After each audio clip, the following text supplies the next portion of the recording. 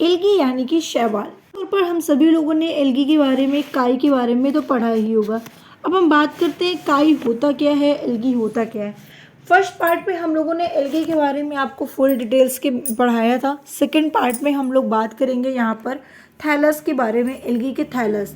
ठीक है, हम लोगों ने पार्ट 1 में एल्गी के पूरे डिटेल्स पढ़ा, उसके टाइप्स क्या होते हैं, इंपॉर्टेंस क्या होती है, यूजफुल एल्गी क्या होती है। ठीक है, सारी चीज़ें हम लोगों ने यहाँ पर डिस्कशन किया था। तो सेकेंड क्लास में जो हम लोग बात करने जा रहे हैं वो range of thallus organism in algae के बारे में बात करेंगे कि एल्गी का थैलस कैसा होता है, इसका स्ट्रक्चर थैलस कैसा होता है, इसके बारे में हम बात करते हैं। देखिए, सबसे पहले मैंने जो चार्ट बनाया उसको बहुत ध्यान से देखिएगा, इसमें बहुत सारी चीज़ें आपको दी हैं। मैं सारी चीज़ें आपको एक एक करके बताऊंगी। इस चार्ट को अगर आप समझ लेते हैं तो आप समझ लीजिए कि एल्गी का पूरा स्ट्रक्चर थैलस आप समझ गए। ठीक है, देखिए सबसे पहले एल्गी को 2 पार्ट्स में डिवाइड किया गया। कुछ एल्गी यूनिसेलुलर होते हैं और कुछ एल्गी जो होते हैं वो मल्टीसेलुलर होते हैं। यूनिसेलुलर वाले एल्गी में भी कैसे होते हैं, कुछ यूनिसेलुलर मोटाइल होते हैं, कुछ यूनिसेलुलर नॉन मोटाइल होते हैं, आपको ध्यान देना है। ठीक है, यूनिसेलुलर क्या होते हैं, मोटाइल वाले भी होते हैं और नॉन मोटाइल वाले भी होते हैं। अब आपसे एग्जाम्पल पूछा जाए कि मोटाइल वाले, यूनिसेलुलर मोटाइल का एग्जाम्पल बताइए, तो आप बता सकते हो क्लैंडोमोनास। ठीक है, आप बता सकते हो भाई क्लैंडोमोनास हो गया आपका यूनिसेलुलर वाले, मोटाइल वाले। नॉन मोटाइल की जब आपसे बात पूछे तो नॉन मोटाइल वाला भी आप बता सकते हो, जैसे कि आपका हो गया कारा, ठीक है, कोलेरा हो गया, ठीक है, स्पैरुलिना हो गया, ये सारे क्या है, स्पैरुलिना हो गया, कोलेरा हो गया, सर यूनिसेलुलर नॉन मोटाइल वाले हैं। ओके, ये आपको ध्यान देना है। जो यूनिसेलुलर मोटाइल वाले होते हैं वो ये होते हैं और जो नॉन मोटाइल वाले होते हैं वो ये होते हैं। ठीक है, अब यहाँ पर आपको ध्यान देना है, मल्टी सेलुलर की बात हम अगर करें तो मल्टी सेलुलर वाले जो होते हैं उसको भी 3 पार्ट्स में डिवाइड किया गया है। ओके, इसको भी 3 पार्ट्स में डिवाइड किया गया है। एक आपका क्या होता है, एक आपका होता है कॉलोनियल, एक आपका फिलामेंटस, एक आपका होता है क्या, एक आपका आप बोल सकते हो कि आपका होता है हाँ इसको स्लो कर दीजिए। ठीक है, आप क्या कह सकते हो भाई कि एक आपका होता है पैरेनकाइमेटस। ठीक है, तो इस तरीके से आपने 3 पार्ट्स में मल्टी सेलुलर वाले को भी डिवाइड कर दिया। अब मल्टी सेलुलर वाले को जो 3 पार्ट में डिवाइड किया है, आपसे पूछा जाए, ठीक है, आपसे यहाँ से कई तरह के एग्जाम्पल पूछ सकते हैं। सारे एग्जाम्पल देखिए यहाँ पर दिए हुए हैं, इसमें कोई भी डाउट नहीं होना चाहिए आपको।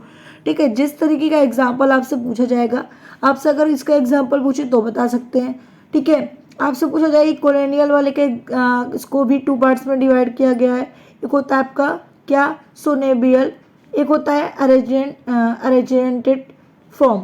तो अरेजेंटेड फॉर्म में आपका एग्जाम्पल ये दिया हुआ है और इसका एग्जाम्पल आपका ये दिया हुआ है, मोटाइल का भी और नॉन मोटाइल का भी।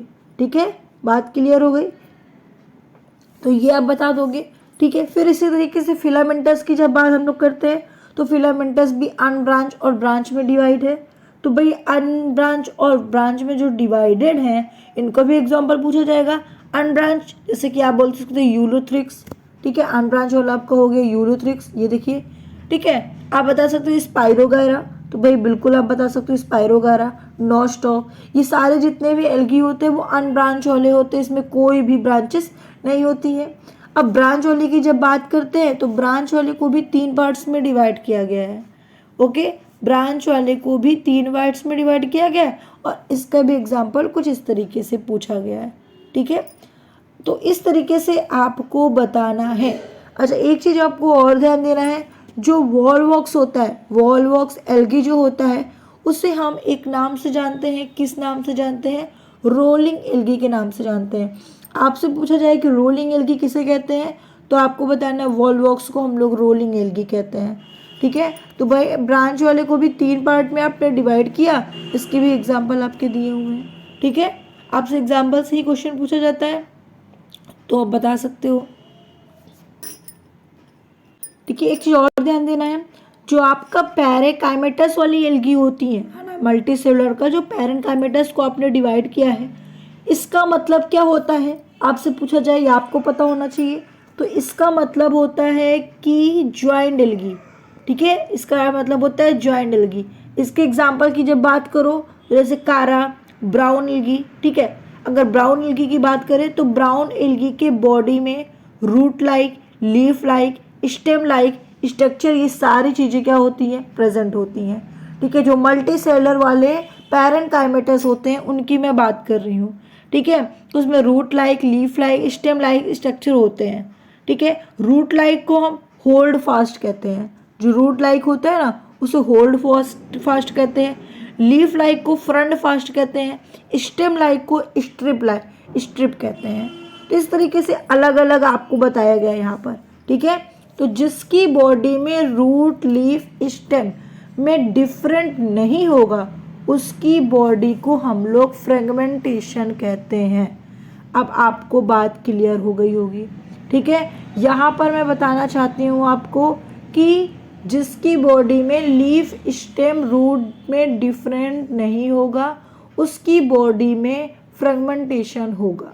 ठीक है, एल्गी है, फंगी है, ब्रायोफाइटा है, इन सब में क्या होता है, root, algae, leaf, stem present नहीं होता है, तो इसकी बॉडी को हम लोग फ्रेगमेंटेशन होगा। ठीक है, इनकी बॉडी में फ्रेगमेंटेशन होना कन्फर्म है। बात क्लियर। अब हम आते हैं रिप्रोडक्शन एल्गी के बारे में। ठीक है, रिप्रोडक्शन एल्गी के बारे में अगर हम बात करें कि रिप्रोडक्शन एल्गी क्या है, तो देखिए रिप्रोडक्शन को भी 3 पार्ट में डिवाइड किया गया है। 3 तरह के रिप्रोडक्शन एल्गी करते हैं। एक आता है आपका वेजिटेटिव, आसेक्सुअल और सेक्सुअल। इस तरीके से 3 पार्ट्स में इन्हें डिवाइड किया गया है। ठीक है, वेजिटेटिव बॉडी की ब्रेकिंग होने से अगर न्यू जीवधारी वन आते हैं, ठीक है, तो उसे हम लोग क्या कहते हैं, वेजिटेटिव रिप्रोडक्शन कहते हैं। बात क्लियर हुई। यानी कि बॉडी की जब कोई बॉडी को टूटता है, बॉडी की ब्रेकिंग जब होने से कोई न्यू जीवधारी वन बन जाता है या होता है, उसे वेजिटेटिव कहते हैं।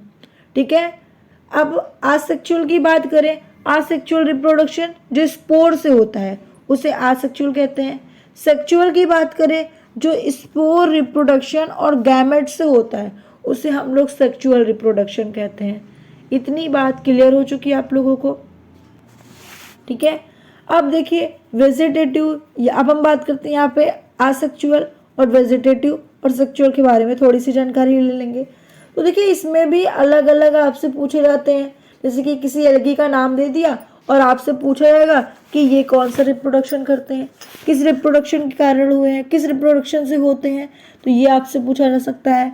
तो जो आसेक्सुअल वाले होते हैं ना, उसमें अगर हम बात करें जैसे कि जूस स्पोर्स, ठीक है, आपका हाइपोस्पोर, इन रेड एल्गी, तो ये सब चीज़ें आपको ध्यान देनी है। ठीक है, अब एक एक करके हम आपको बताएंगे भी।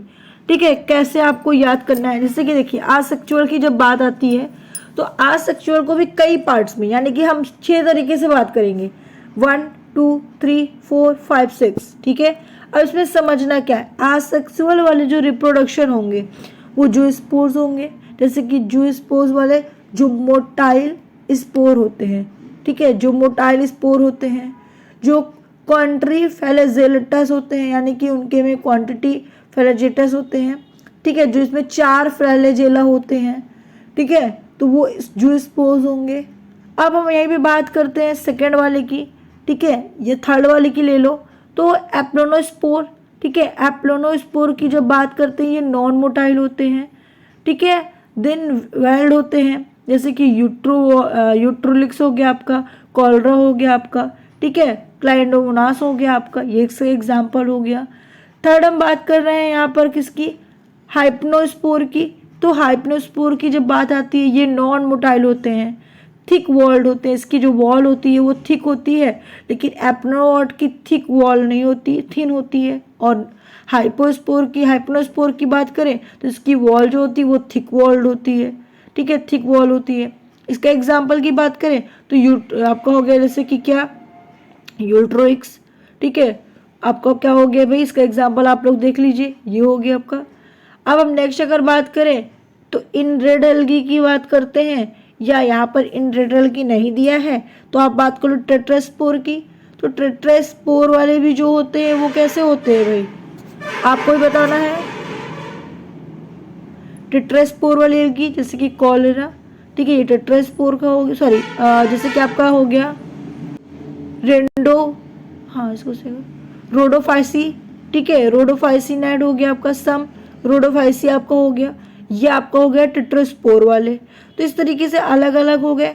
अब हम जैसे कि यहाँ पर इसकी बात करें तो इसका एग्जाम्पल हो गया, ठीक है। तो इसमें क्या होता है भाई, नॉन मोटाइल होते हैं, कुछ मोटाइल होते हैं, कुछ मोस्टली एब्सेंट होते हैं, इसमें न नॉन मोटाइल होते हैं ना मोटाइल होते हैं, ठीक है। तो इस तरीके से आपको याद रखना है, ठीक है।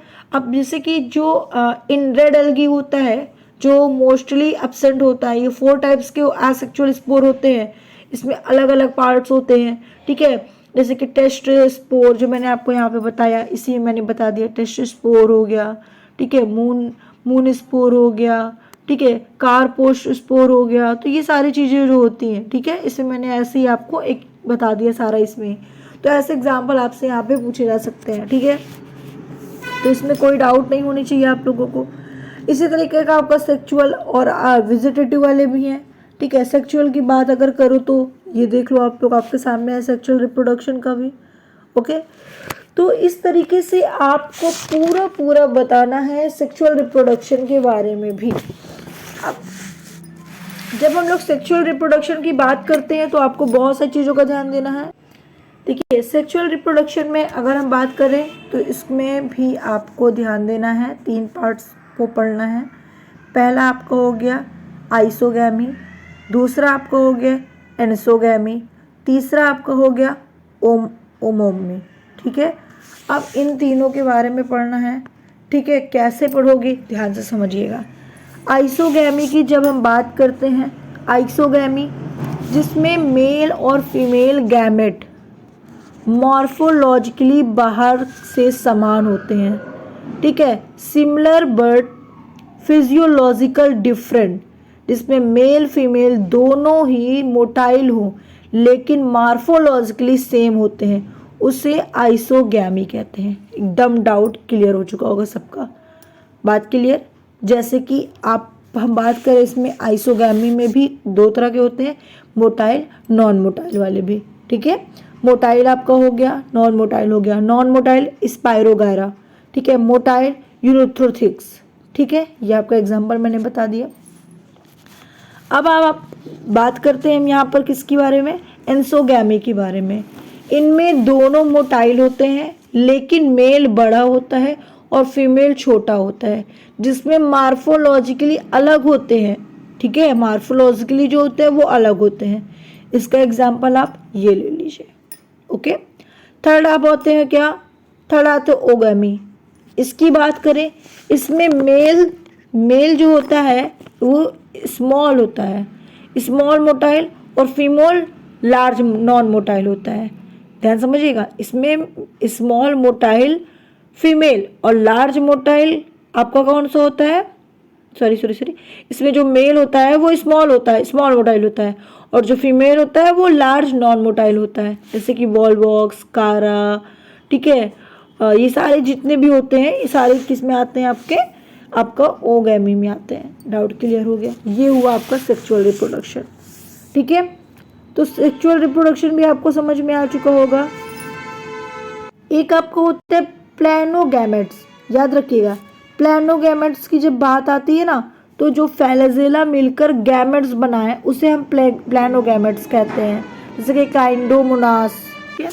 अब देखिए यहाँ पर आपको ध्यान देना, ये सारी चीज़ें, ये आपका हो गया सेक्सुअल और असेक्सुअल मैंने बता दिया आपको। अब वेजिटेटिव आपका बचा हुआ है। वेजिटेटिव में भी बहुत सारी चीज़ें हैं, अलग अलग होते हैं वेजिटेटिव में भी। वेजिटेटिव की अगर हम बात करते हैं तो जैसे कि हम वेजिटेटिव में सबसे बात करें हार्मोगोन्स की, तो ये लो 5 नंबर ले लो, हार्मोगोन्स की बात यहाँ पे आ रही है वेजिटेटिव की। हार्मोगोन्स जो ये ब्लू ग्रीन एल्गी का जो वेजिटेटिव रिप्रोडक्शन होता है उनका थैलस होता है हार्मोगोन्स, ठीक है। उससे ए प्रेगनेंट को हार्मोगोन्स कहते हैं। बात क्लियर हुई सबको। एक थैलस बना लेता है और उसी थैलस का हार्मोगोन्स कहते हैं, ठीक है। तो multicellular fragment of blue green algae help in vegetative reproduction, for example Volvox, okay. Second की अगर हम बात करें यहाँ पर, ठीक है, तो सेकंड नंबर पे आप आ जाओ, ठीक है, एक्नेट्स की, ठीक है। जब इसकी बात करते हैं तो थैलस का हर सेल एक थिक वॉल से बना होता है, ठीक है, और अपने आप को कवर कर लेता है, उसी को हम क्या कहते हैं, एकिनेट्स कहते हैं। डाउट क्लियर हो गया सभी का? ठीक है, तो ये आपका हो गया एकिनेट्स। अब अगर हम आगे की बात करें तो आपको आगे याद रख लेना है, नेक्स्ट की अगर हम बात करें यहाँ पर तो आप बताओगे क्या? नेक्स्ट हेट्रोक्रिस्ट। हेट्रोक्रिस्ट जो होते हैं वो एक थैलस होते हैं, ठीक है, एक थैलस हो, उसका कोई एक सेल थिक वॉल्ड हो, उसे हेट्रोक्रिस्ट कहते हैं। ठीक है, तो हेल्प N2 फिक्सेशन में हेल्प करती है। ठीक है, जो ये होते हैं वो N2 फिक्सेशन में हेल्प करती है, for example blue green algae. तो इसी तरीके का देखिए फ्रेगमेंटेशन वाले का एग्जांपल भी दे दिया है यहाँ पर, फिजन वाले का भी एग्जांपल दिया है, सभी का अलग अलग एग्जांपल दिया है। तो इतनी चीज़ें आपको रिप्रोडक्शन में याद रखनी है। ठीक है, तो यहाँ पर जो रिप्रोडक्शन होते हैं मैंने एक अलग से चार्ट बनाया है जिसमें आपको समझ में आ जाए। बहुत सारे स्टेज आपको पढ़ने को मिलेगा। ठीक है, वेजिटेटिव में सिंपल सेल डिवीज़न होते हैं, फिजन होते हैं, फ्रेगमेंटेशन होते हैं। ठीक है, हार्मोगोनिया होता है, वेजिटेटिव बॉडी होता है। ठीक है, बाई ट्यूबर होता है, बाई बर्डिंग होता है, ये सारे वेजिटेटिव रिप्रोडक्शन में होते हैं, आपसे पूछा जा सकता है यहाँ पर। ठीक है, उसी तरीके से आसेक्चुअल में भी इतने सारे होते हैं, आप देख लेंगे। ठीक है, सेक्चुअल रिप्रोडक्शन में भी आपको 4 से 5 मैंने बताया ही खुद भी है। ठीक है, होलोगैमी, ऑटोगैमी, ओगैमी, एंसोगैमी, ठीक है, आइसोगैमी, ये सारी चीज़ें आपका जो सेक्चुअल रिप्रोडक्शन में होता है।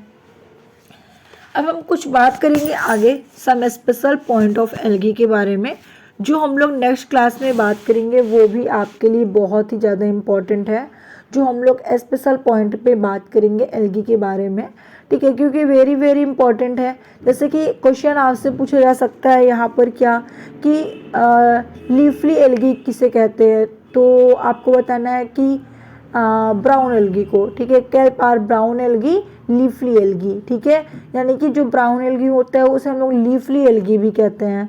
ठीक है, ब्राउन एल्गी को हम लोग ब्लूम्स एल्गी भी कहते हैं। ठीक है, तो इस तरह आपको ब्लू ग्रीन एल्गी को हम लोग ब्लूम्स भी कहते हैं।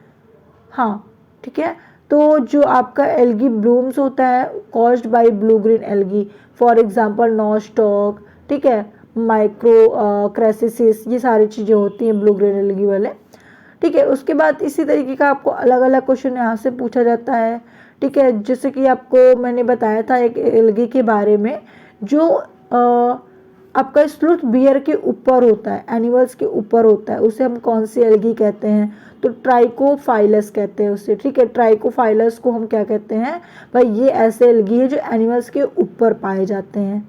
तो इस तरीके से अलग अलग एल्गी आपको याद रखना है। ठीक है, सारे। अब कुछ सिम्बायोटिक एल्गी भी होते हैं, जैसे कि नॉस्टॉक हो गया, ब्लू ग्रीन एल्गी हो गया, लाइकेन हो गया, ये सारे जो होते हैं ना वो सिम्बायोटिक एल्गी होते हैं। थैलासोप, एंथोरेस होते हैं आपका, तो लीफ ऑफ एजोला आपका हो गया।